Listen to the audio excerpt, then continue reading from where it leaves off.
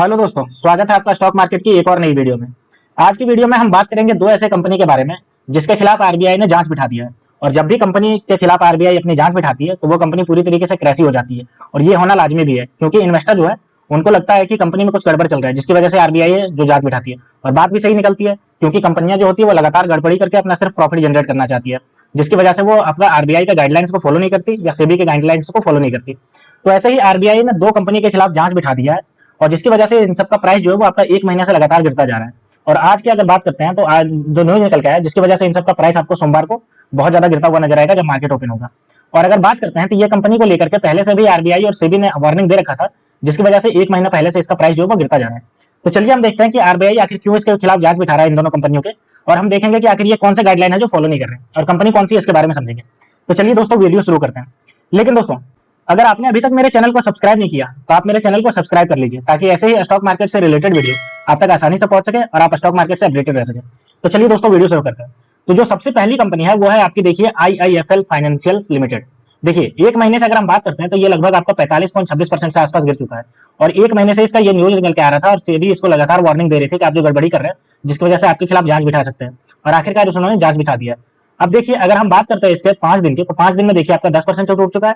और अगर एक दिन की बात करें तो लगभग 1% से टूटा है। लेकिन वहीं एक महीने पहले जब ये न्यूज निकल के आया तब से ये देखिए लगभग जो है वो आपका 46% के आसपास टूट चुका है। और साल भर की बात करते हैं तो साल भर देखिए 42% से टूट चुका है। अगर हम बात करते हैं एक साल के चार्ट पैटर्न पे तो आप देख सकते हो आपका टूटना जो स्टार्ट हुआ वो 1 मार्च 2024 को जो 622 रुपये पे ट्रेड हुआ था वो लगातार आपका जो है वो 46.4% आपका टूट गया। आप देख सकते हो 288 रुपया ये अपना लॉस कर दिया और अभी आपका 333.50 रुपये पे आपका ट्रेड कर रहा है। तो आप देख सकते हो कि आरबीआई का जब भी किसी पे चाबुक चलता है, जब भी जांच बैठती है, तो इसका जो प्राइस होता है वो आधा हो जाता है, पूरी तरीके से क्रैश हो जाता है। तो ये देखिए लगभग 50% प्राइस इसका आधा हो गया। अब चलिए हम देखते हैं दूसरी कंपनी जिसके खिलाफ आरबीआई ने जांच बिठाया। तो दूसरी कंपनी जो है वो आपकी है जेएम फाइनेंशियल लिमिटेड। इसके खिलाफ भी कंपनी ने अपना जांच बिछाया आरबीआई ने। एक महीने में देखिए इसका जो है वो आपका 26.73% से आपका ये डाउन चला गया। वहीं अगर हम 5 दिन की बात करते हैं तो 5 दिन में आपका 4% से गया।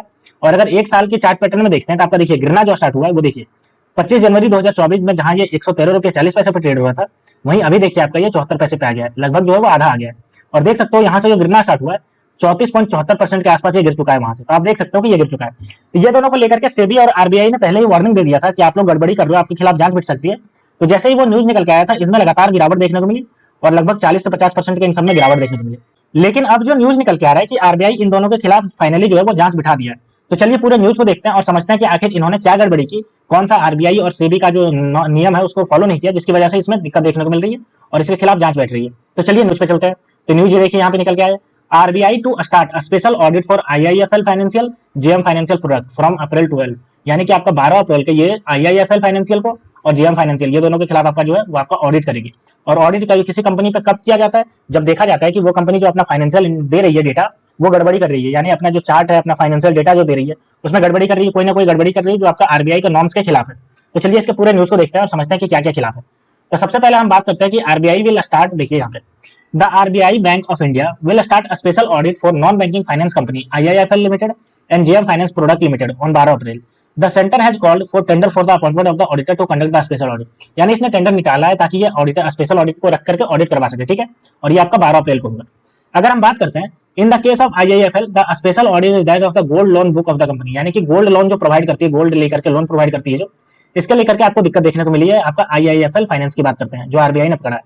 The RBI has said due to supervisory concern, they are stopping issue of fresh gold loan by IIFL Financial and added that they will conduct a special audit to see compliance of the queries they had raised in their regular audit। यानी कि RBI ने कहा कि आपका जो है वो आपका गोल्ड लोन इसका जो फ्रेश गोल्ड लोन है वो जारी नहीं कर सकते आईआईएफएल फाइनेंशियल। क्यों नहीं जारी कर सकती? क्योंकि इसको लेकर के सुपरवाइजरी कंसर्न है। और दिक्कत क्या है, इसके ऑडिट में दिक्कत है, इसलिए हम स्पेशल ऑडिट करवाएंगे, ठीक है। ये लेकर के कह रही है। अब चलिए हम आगे देखते हैं कि आखिर क्या है गोल्ड लोन को लेकर के जिसकी वजह से ये कह रही है कि आपको जारी नहीं करने देंगे। तो चलिए हम इसके बारे में पूरा देख लेते हैं। तो देखिए, the RBI audit is to follow a recent regulatory action on March 4। The RBI had asked IIFL financial to stop sanctioning और disbursing gold loan with immediate effect after observing certain material supervisory concern in the company gold loan portfolio. देखिए, company का जो gold loan portfolio था उसमें जो हुआ material supervisory में concern generate हुआ था।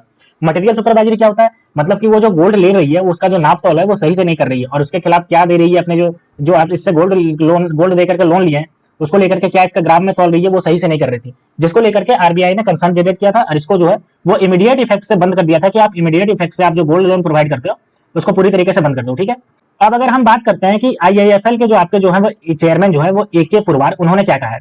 Our response to RBI were submitted within the stipulated time, said AK Purwar, chairman and independent director of IIFL in response to the money controlling query। यानी कि money control ने जब इसको पूछा कि भाई आपने क्या किया है, तो ये आपने बोला है कि हमने अपने जो क्वेरी था उसको दे दिया है आरबीआई को, उसी टाइम में, उचित टाइम में दे दिया जितने टाइम में मांगा गया था। तो हमारे लेकर के कोई दिक्कत नहीं है, हम जो कर रहे हैं वो सही काम कर रहे हैं, यही लेकर के आपका जो है AK पुरवार जो इसके चेयरमैन और इंडिपेंडेंट डायरेक्टर जो है वो कह रहे हैं। ठीक है, अब चलिए हम आगे देखते हैं कि इसको जेएम फाइनेंशियल को लेकर के क्या कह रही है आरबीआई, जिसको लेकर के जांच बिठाया। तो ये देखिए हमारे पास आ गया जेएम फाइनेंशियल।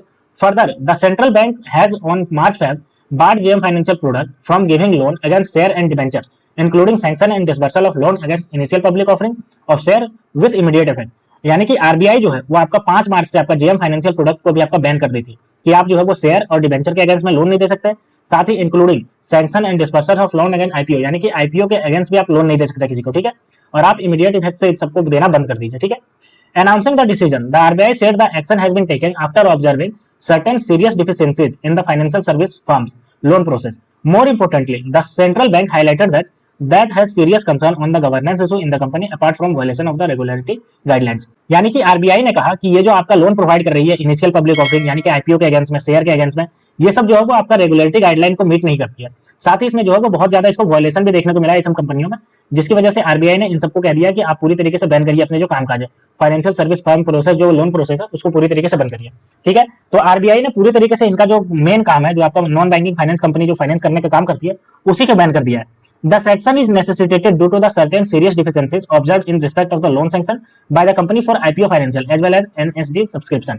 यानी कि आरबीआई का कहना है कि आईपीओ में जो आपका फाइनेंशियल करने के लिए ये लोन प्रोवाइड करती है। अब जाहिर सी बात है भाई, आईपीओ जो होता है वो आपका नेगेटिव भी लिस्ट होता है, पॉजिटिव भी लिस्ट होता है। तो अगर नेगेटिव लिस्ट हो जाए तो वो जो आईपीओ से आपका जो वो जो लोन लिए वो कहां से चुकाएगी कंपनी। तो इसी को लेकर के है कि ये जो हमारा है वो गाइडलाइन को मीट नहीं करते, जिसकी वजह से हम इसको बैन कर रहे हैं। ठीक है, in IIFL scenario, the central said an inspection of the company was carried out by the RBI with the reference of the financial position on March 31, 2023, which reveals certain material supervisory concern were observed in the gold loan portfolio of the company। यानी कि इसमें एक बार और checking हो गई थी RBI के द्वारा, 31 मार्च 2023 को चेकिंग हुई थी, और उस समय भी ये ऑब्जर्व किया गया था। आप देख सकते हो, observe with the gold loan portfolio of the company.